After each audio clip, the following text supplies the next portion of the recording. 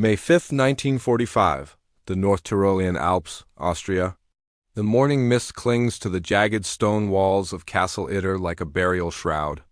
Perched atop a 2,600-foot ridge, the medieval fortress looks like a relic of a forgotten age. Yet the air surrounding it tastes of modern cordite and cold mountain pine. The silence of the valley is shattered by the rhythmic, metallic clank of an American M4 Sherman tank christened Besotted Jenny as it grinds to a halt before the main gate. But this is no ordinary liberation. Standing atop the turret, Captain Jack Lee Jr. scans the tree line, his fingers hovering over the spade grips of a .50 caliber machine gun. Beside the tank's hull, a squad of men in field-gray Wehrmacht uniform stands ready, their Kar-9 8K rifles leveled toward the woods, their sleeves marked with hurried white armbands. Inside the castle, two former prime ministers of France peer through slit windows, clutching pistols they barely know how to use. They are all looking for the same thing, the black-clad shadows of the Waffen-SS moving through the forest. In these final, flickering hours of the European war, the traditional lines of friend and foe have dissolved into a singular, desperate struggle for survival as the last remnants of an empire turn their guns on one another. The heavy iron bolts of the gate slide home, sealing the fate of the mismatched defenders within. By early May 1945, the Third Reich was no longer a state. It was a sprawling, convulsing corpse. Berlin had fallen to the Soviets days earlier, and Adolf Hitler was dead by his own hand in a concrete bunker deep beneath the Chancellery. To the casual observer, the war in Europe was over, a mere formality of signatures and surrenders. But in the rugged, vertical landscapes of the Austrian Tyrol, the reality was far more chaotic and lethal. This region had been designated as the Alpine Fortress, a mythical redoubt where fanatical Nazi loyalists intended to wage a final, bloody guerrilla campaign against the advancing Allies. The roads were choked with the debris of a shattered empire, retreating Wehrmacht columns liberated forced laborers, and the terrifying werewolf units SS holdouts who viewed any German attempting to surrender as a traitor deserving of immediate execution. In this vacuum of authority, the chain of command had evaporated. Local mayors were hanging white sheets from their windows only to be gunned down by passing SS patrols. It was an environment of pure, unadulterated paranoia, where the greatest threat to a German soldier was often the man wearing the same uniform. Amidst this crumbling landscape sat Castle Itter, originally a 13th-century fortress. It had been seized by the German government shortly after the Anschluss and eventually placed under the administration of the Dachau concentration camp. But Itter was not a place of mass executions or industrial labor. It was a VIP prison, a gilded cage designed to hold the most influential political figures of the French Third Republic. These were men who had once shaped the destiny of Europe, now reduced to bickering captives in a medieval tower. The guest list was a who's who of French history. Former Prime Ministers Édouard Daladier and Paul Reynaud, Generals Maurice Gamelin and Maxime Weygand, and even the tennis star Jean Barotra. For years, they had been kept as high-value bargaining chips, overseen by a small detachment of SS guards. As the American 12th Armored Division pushed deeper into the Alps, the value of these hostages plummeted and their danger skyrocketed. To the SS leadership, a living witness was a liability. A dead one was a secret buried forever. By May 4, 1945, the atmosphere inside the thick stone walls of Castle Itter had shifted from stifling boredom to sheer terror. The commander of the prison, an SS officer named Sebastian Wimmer, had fled under the cover of darkness, taking his men with him as the sounds of American artillery echoed through the valley.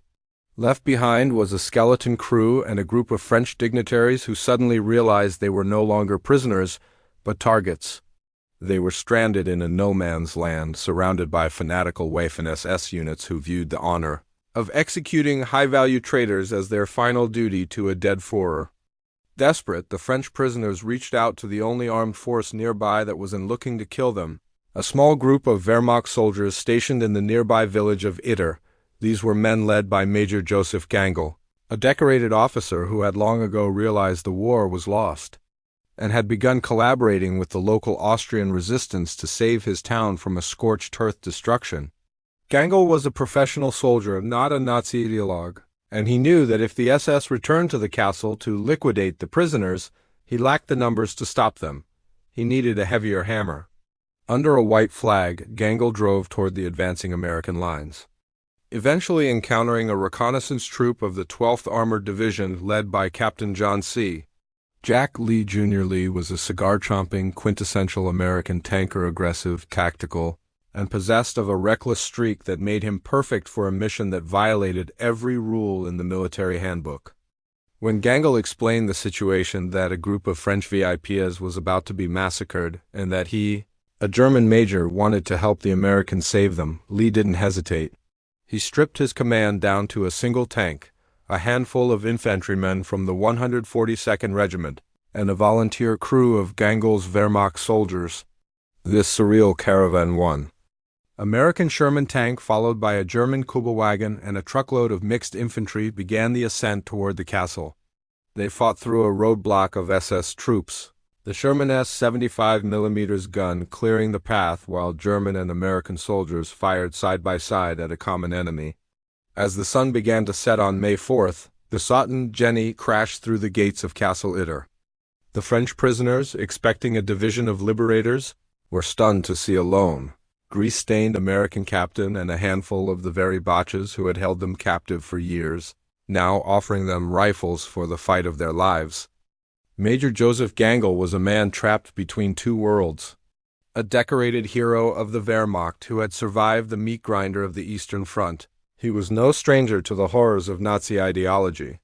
By May 1945, his loyalty was no longer to a crumbling Berlin, but to the Austrian civilians of Wurgel. He had joined the local resistance, risking execution for treason every time he diverted supplies or ignored orders from the SS. When he approached Captain Lee, he wasn't just seeking a military alliance. He was seeking a path to redemption. For Gangl, defending Castle Itter alongside his former enemies was a calculated gamble to prove that not every German soldier had lost his soul to the swastika. He knew that if he failed, his name would be erased from history as a traitor. If he succeeded, he might just save a piece of his country's future. Captain John Jack Lee Jr. was the antithesis of a diplomat, a hard-drinking, cigar-chewing tanker from New York. He viewed the mission to Castle Itter with a mix of professional duty and tactical annoyance. To Lee, the French dignitaries were unjust VIPs, they were cranks who refused to follow orders. When he arrived at the castle and found the former prime ministers of France arguing over who should have the best room, Lee famously ignored their status and treated them like any other recruits. He was a pragmatist in a surrealist play. His decision to bring a German major into his command tent was not born of political idealism, but of a cold realization. He had only 7 Americans and 1 tank. He needed every barrel he could get, even if they were chambered for German 7.92mm rounds. For the French prisoners, the Battle of the Three Armies was the final humiliation in a long series of defeats.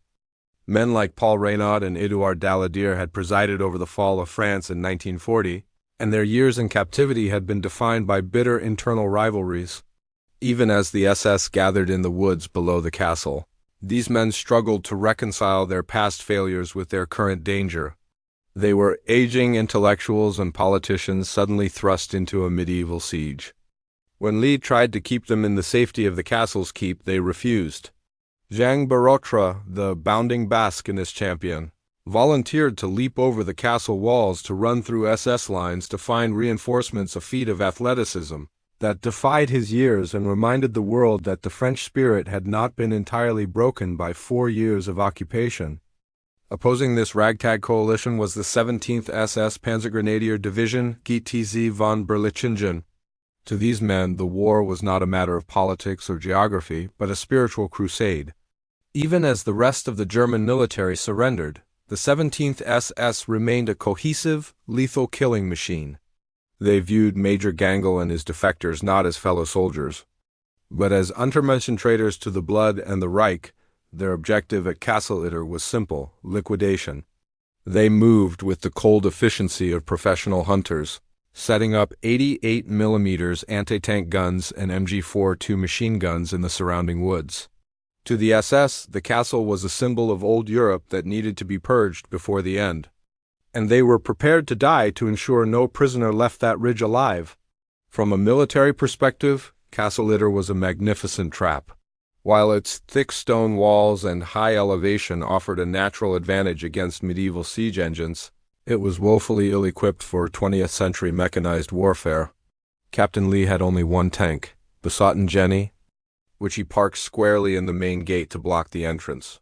This left him with a single 75mm gun to cover 360 degrees of thick alpine forest. His army consisted of roughly 25 men, a mix of Americans, Germans, and French civilians defending a perimeter designed for a garrison of hundreds. Ammunition was critically low, and communication with the outside world was severed. Lee's strategy was reduced to a singular desperate hope: hold the gate at all costs until the 142nd Infantry could find them in the labyrinth of the Alps. Perhaps the most striking angle of the Battle of Castle Itter is the collapse of ideological certainty. In the trenches of the castle, an American sergeant might find himself sharing a cigarette with a Wehrmacht corporal, both aiming their rifles at a common German enemy. The French prisoners, who had spent the war blaming one another for the fall of their nation, were forced to stand shoulder to shoulder with their former jailers. In this small pocket of Austria, the good war became infinitely more complex. It was a moment where the binary of Allied versus Axis shattered, replaced by a more fundamental struggle: those who chose to remain human versus those who chose to remain fanatical until the bitter end. May 5, 1945, 4 a.m., the pre-dawn light over the Tyrolean peaks is gray and unforgiving. Inside the cold stone corridors of Castle Itter, the defenders, an impossible mix of American GIs, Wehrmacht defectors, and French dignitaries, awakened to the sharp, rhythmic spang of sniper fire hitting the granite walls. The siege has begun. From the dense tree line surrounding the ridge, the 17th SS Panzergrenadier Division begins its coordinated assault. They move with the lethal precision of men who have nothing left to lose, their black uniforms blending into the shadows as they reposition MG-42 machine guns. The Hitler's buzzsaw begins to tear into the castle's facade, the high-pitched cyclic rate of fire sounding like tearing canvas. Captain Jack Lee Jr. sprints to the gatehouse, his cigar long since extinguished. His primary defense, the Sherman tank Besotten Jenny, is parked squarely in the main entrance, acting as a steel plug. Its 75mm main gun barks, sending a high-explosive shell into a suspected SS machine gun nest in the lower woods. For a moment, the American armor seems invincible. But the SS have brought their own heavy solutions. At approximately 10 a.m., a German 88mm anti-tank gun, concealed on a distant slope, finds its range. A kinetic energy round shatters the morning air. It strikes the Sherman with a deafening metallic roar, piercing the hull and turning the interior into a furnace of jagged shrapnel and white-hot gas.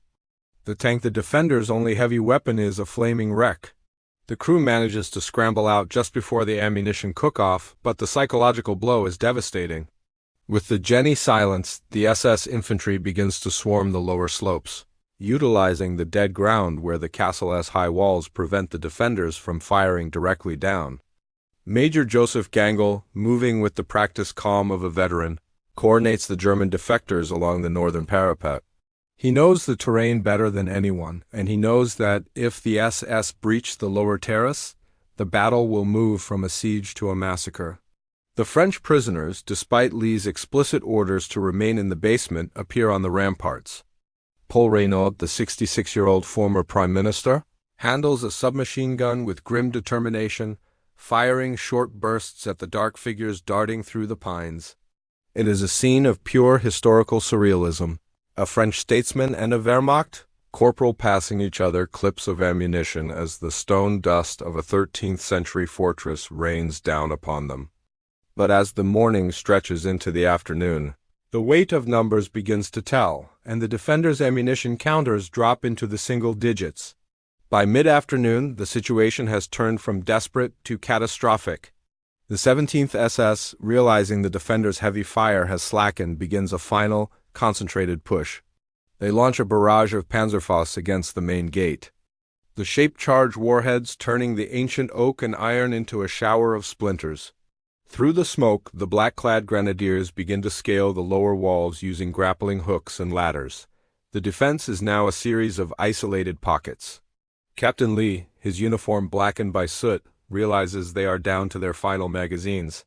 He orders his men to fall back toward the keep, the strongest central tower of the fortress.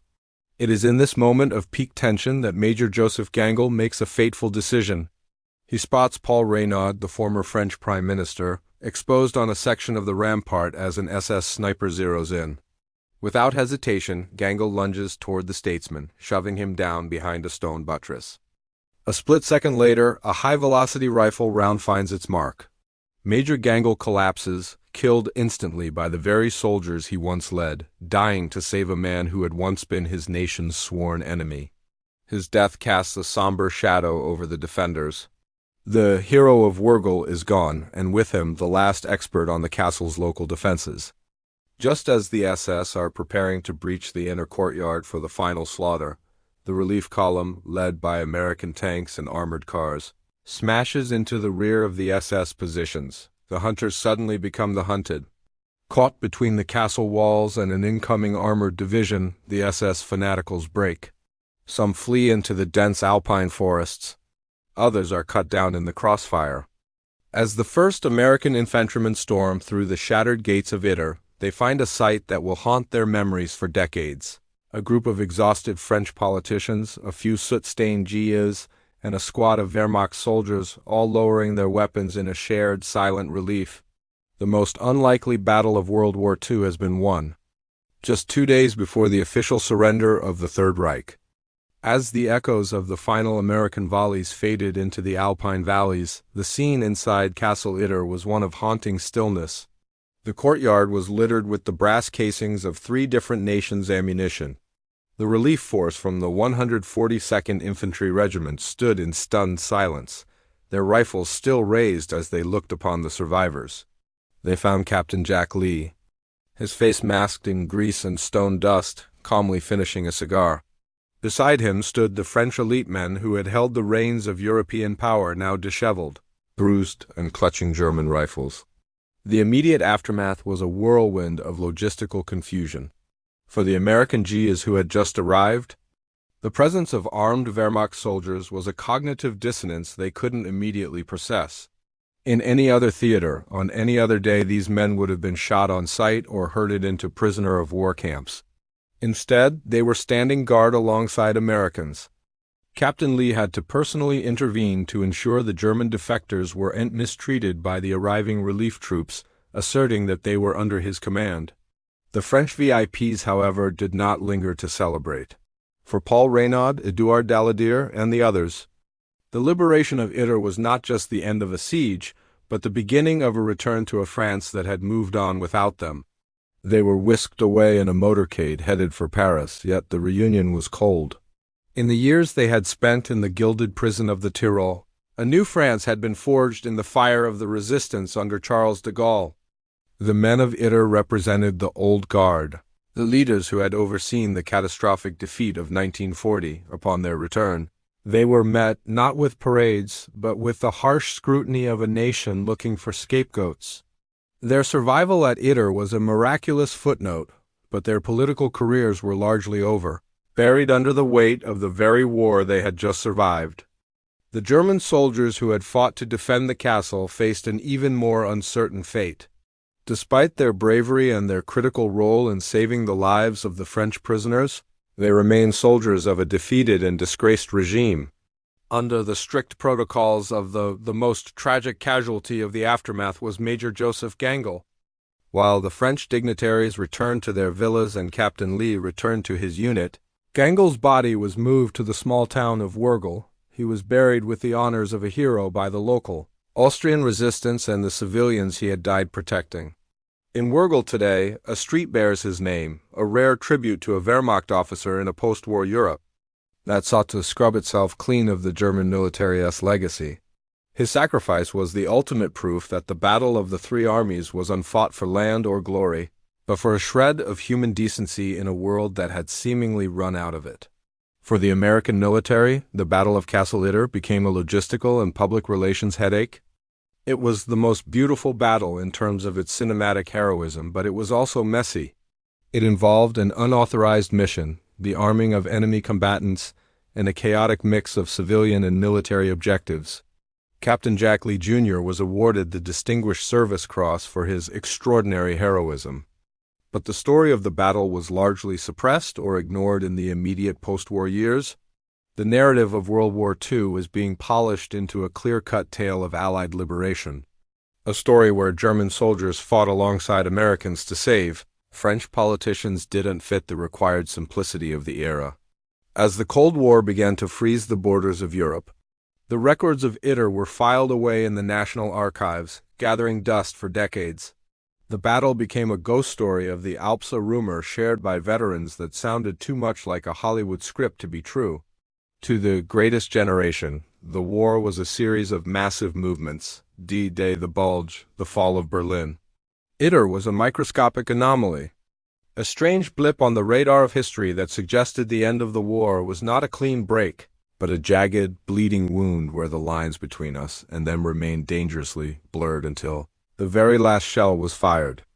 The Battle of Castle Itter remains a singular moment in the history of human conflict, a brief, shining instance where the machinery of global war stalled and the individual conscience took over.